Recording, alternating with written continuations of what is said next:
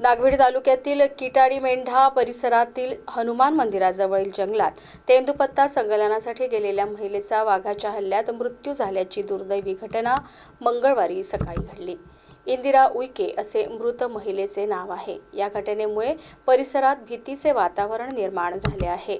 इंदिरा उईके या आज सकाळी तेंदूपत्ता संकलनासाठी जंगल परिसरात गेल्या होत्या। सकाळी 8:30 ते 9 वाजण्याच्या सुमारास हनुमान मंदिर परिसरातील जंगलात दबा धरून बसलेल्या वाघाने त्यांच्यावर अचानक हल्ला केला। या हल्ल्यात त्या गंभीर जखमी झाल्या आणि त्यांचा घटनास्थळीच मृत्यू झाला।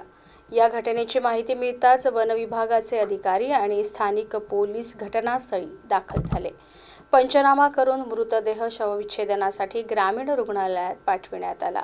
वनिता उईके यांच्या मृत्यूमुळे त्यांच्या कुटुंबावर दुःखाचा डोंगर कोसळला असून गावात शोककळा पसरली आहे।